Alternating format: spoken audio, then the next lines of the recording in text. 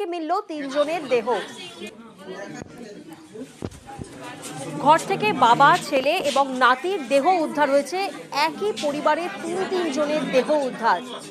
প্রতিনিধি সুবীর এই মুহূর্তে আমাদের সঙ্গে রয়েছেন। সুবীর, তোমার থেকে জানার চেষ্টা করব পুলিশের প্রাথমিক তদন্তে ঠিক কি জানা যাচ্ছে।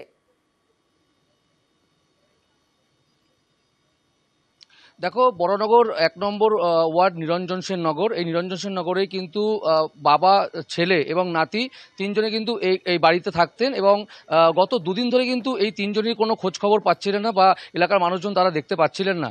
তারপরে কিন্তু আজকে বাড়ি থেকে পচা গন্ধ বের হয় এবং তারপরে বড়নগর থানা পুলিশকে এলাকার কাউন্সিলর থেকে শুরু করে যারা বাসিন্দা রয়েছেন তারা খবর দেন এবং তারপরে বড়নগর থানা পুলিশ ঘটনাস্থলে আসে এবং এসে যখন ভেতরে তালা ভেঙে ঘরের ভিতর ঢোকার পরে দেখা যায় যে 70 বছর বয়সী যিনি বাবা রয়েছেন শঙ্কর হালদার, তিনি মাটিতে লুটিয়ে পড়ে রয়েছেন এবং তার মাথায় আঘাতের চিহ্ন রয়েছে এবং গোটা ঘর কিন্তু রক্তে ভেসে গিয়েছে। পাশাপাশি তার পাশের ঘরে যে বন্য হালদার, যে নাতি এবং যে ছেলে বাপ্পা হালদার, যার ভালো নাম অভিজিৎ হালদার, সেই দুজন কিন্তু পাশের ঘরে পড়ে রয়েছে এবং সেই মৃতদেহ পাশের ঘরে দেখতে পাচ্ছে এলাকার বাসিন্দারা যারা রয়েছেন জানলা দিয়ে এবং বড়নগর থানা পুলিশ।